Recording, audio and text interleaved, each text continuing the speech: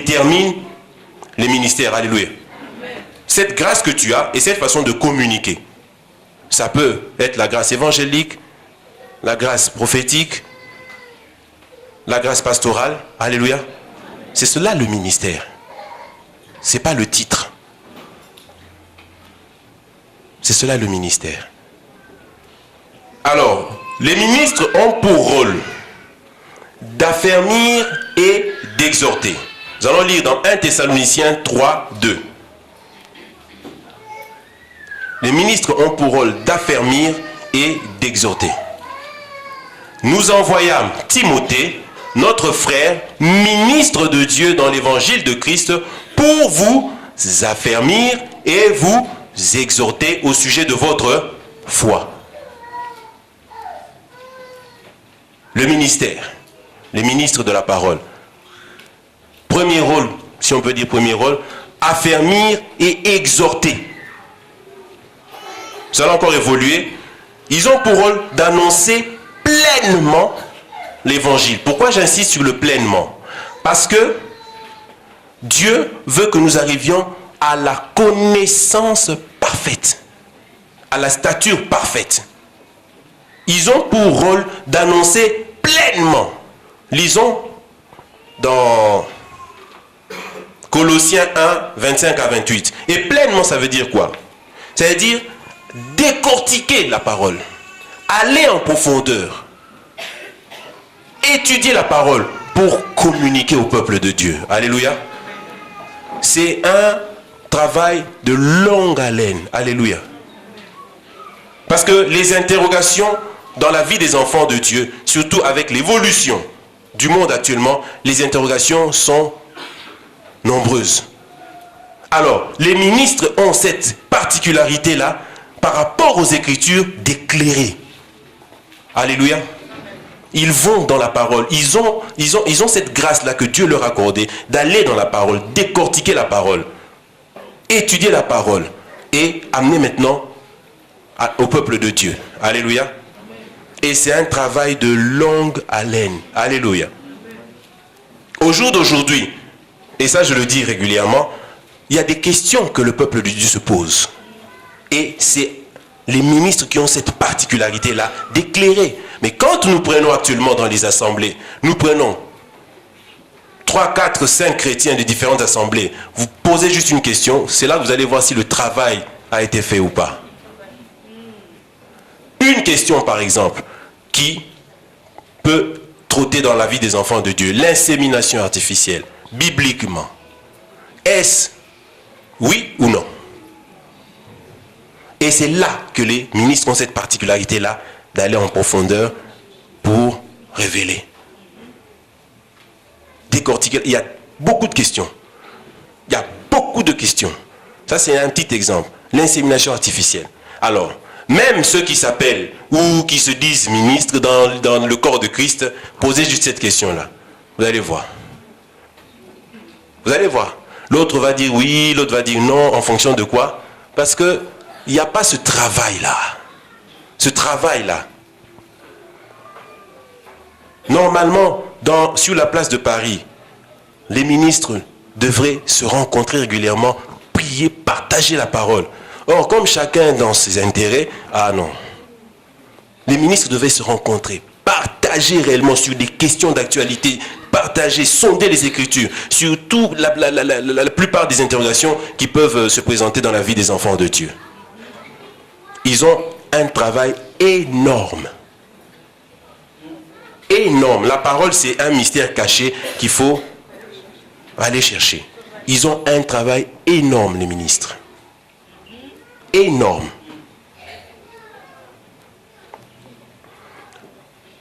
Colossiens 1, 25 à 28. Ça, c'est Paul qui parle.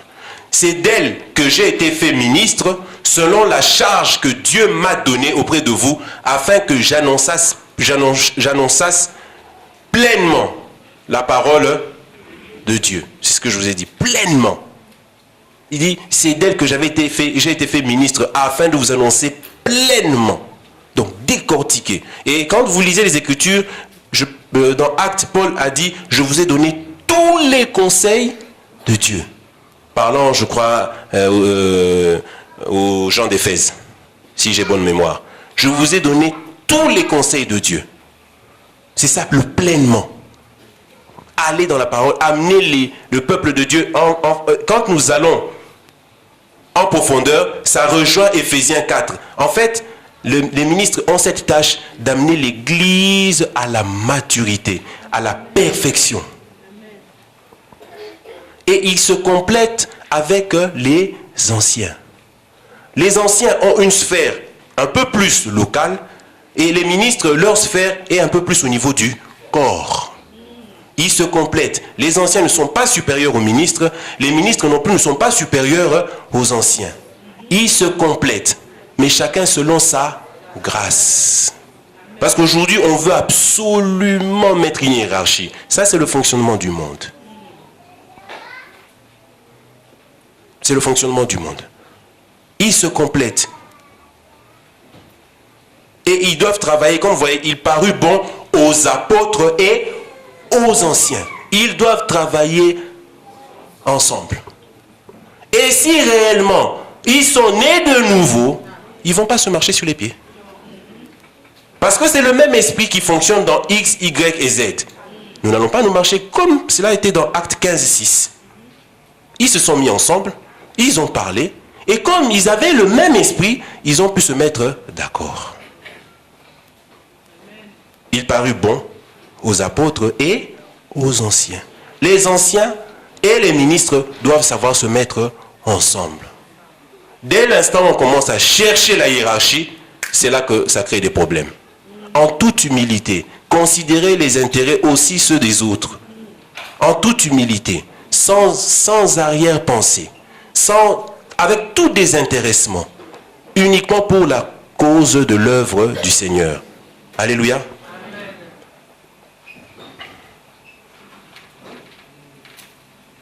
Alors, ils ont la tâche ou le rôle de perfectionner les saints. Quand nous lisons dans Éphésiens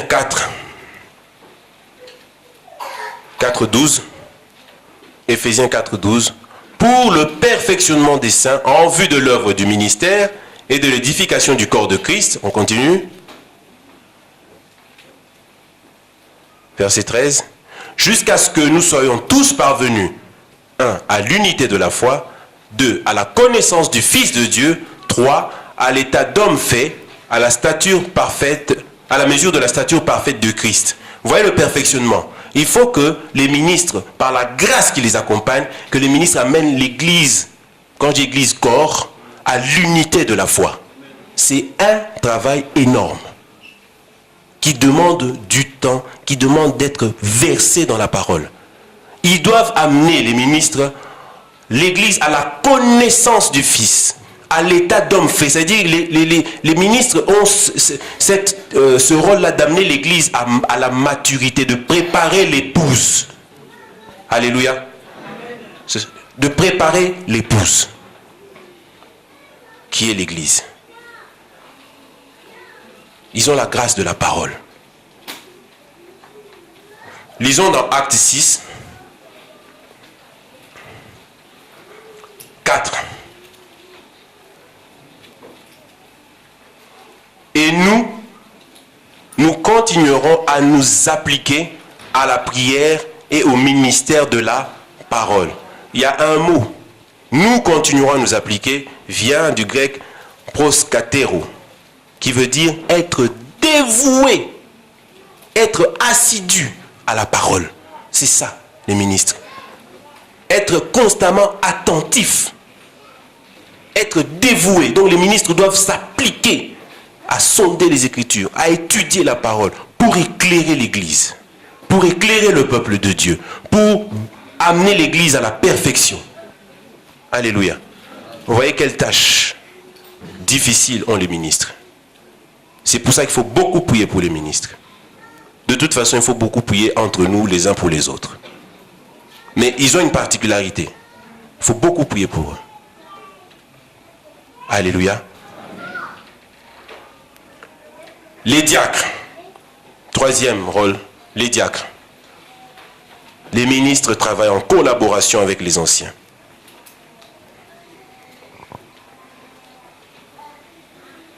1 Timothée 3, 8 à 13.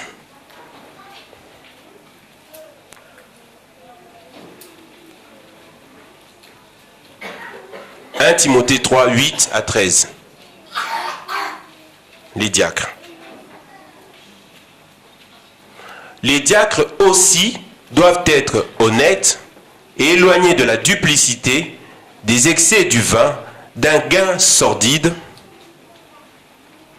conservant le mystère de la foi dans une conscience pure. Qu'on les éprouve d'abord et qu'ils exercent ensuite leur ministère s'ils sont sans reproche. Les femmes, de même, doivent être honnêtes, non médisantes, sobres, fidèles en toutes choses. Les diacres doivent être maris d'une seule femme et diriger bien leurs enfants et leur propre maison. Car ceux qui remplissent convenablement leur ministère s'acquièrent un rang honorable et une grande assurance dans la foi en Jésus-Christ. Alléluia. Concernant les diacres, nous allons voir déjà comment les diacres sont établis dans l'Église. Quand nous allons dans Acte 6, à partir du verset 2, et après nous reviendrons sur ce passage. Acte 6, à partir du verset 2. Les 12 convoquèrent la multitude des disciples et dirent, « Il n'est pas convenable que nous laissions la parole de Dieu. » Voilà, ça rejoint encore ce qu'on vient de dire. Ils doivent s'appliquer. Voilà pourquoi les 12 disent, « Il n'est pas convenable que nous laissions pour nous occuper d'autre chose. » Voilà, les ministres sont appelés véritablement à se consacrer à l'étude de la parole. Il n'est pas convenable que nous laissions la parole de Dieu pour servir aux tables. Non pas que servir aux tables est une basse besogne, non. C'est tout simplement parce que les ministres, vu ce à quoi Dieu les appelle, il est préférable qu'ils ne soient pas préoccupés par autre chose. Alléluia. Parce que dès l'instant où on commence à être préoccupé par autre chose, on risque de perdre la connexion et de ne plus réellement être versé dans les Écritures pour étudier la parole. Voilà pourquoi il dit, il n'est pas convenable. Non pas que servir aux tables c'est une basse besogne, non. Ou que c'est un travail terre à terre, non. C'est tout simplement que, vu leur appel, il est préférable qu'ils soient véritablement appliqués à étudier la parole, pour éclairer l'Église, pour amener l'Église, parce que c'est un travail de longue haleine à la maturité. Préparer l'épouse. Verset 3. C'est pourquoi, frères, choisissez parmi vous 7 hommes de qui l'on rende un bon témoignage, qui soient pleins d'Esprit Saint et de sagesse, et que nous chargerons de cet emploi. Alléluia. Voilà encore ce que je disais. Les apôtres accompagnent. C'est l'Église qui choisit, et les apôtres ne font que accompagner ce que l'Église fait. C'était comme ça aussi pour faire nommer les anciens. C'est l'Église qui a voté, et les apôtres, selon leur grâce, ils n'ont fait que accompagner le processus. Ce n'est pas eux qui ont décidé. Voilà encore, pour les diacres, ce n'est pas eux qui ont décidé. Ils ont dit à l'Église, choisissez. Et c'est l'Église qui a choisi. Et eux, ils disent plus loin, nous les chargerons de cet emploi. Ils vont se réunir et prier. Alors, on continue.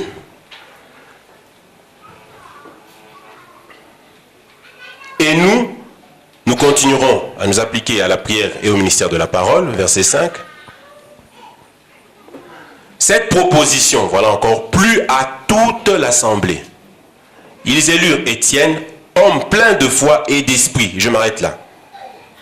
Voilà. Les diacres doivent être des personnes remplies d'esprit et des personnes de foi. Alléluia. Les diacres.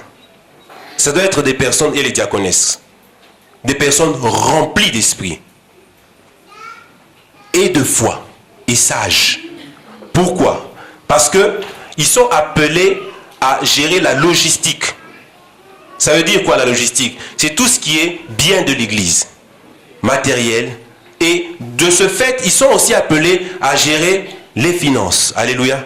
Parce que comme ils sont à la logistique, tout ce qui est flux physique, ça veut dire matériel, comment répartir quand il y a agapé, tout. Ils sont appelés aussi, par ce fait-là, à gérer le matériel, à gérer les finances. Alléluia. Or, quand on gère les finances, il faut être réellement une personne de foi et remplie d'esprit. Sans quoi, on risque beaucoup. Alléluia. Voyez ce qui s'est passé quand les disciples, quand il y a eu la multiplication des pains. Christ a dit aux disciples, donnez-leur vous-même à manger. Qu'est-ce qu'ils ont dit? Ah, mais nous n'avons que, je ne sais plus si c'était 5 pains ou... Or, quand les diacres sont butés à certaines difficultés, ils doivent exercer la foi. Alléluia. C'est comme ça que Christ avait dit, donnez-leur vous-même à manger. Parce que gérer la logistique, ce n'est pas une tâche aisée. Alléluia. Ils doivent être des hommes pleins de foi et d'esprit. Remplis d'esprit. Les diacres. C'est pour cela, comme nous avions lu dans 1 Timothée 3, de 8 à 13, c'est pour cela qu'on dit qu'on les éprouve d'abord. Il faut qu'ils soient éprouvés. Et s'ils sont sans reproche, ils peuvent maintenant exercer. Parce que ce n'est pas une tâche aisée. Alléluia. Ils doivent être éprouvés. Alléluia. Nous allons nous arrêter là pour aujourd'hui. Que Dieu vous bénisse.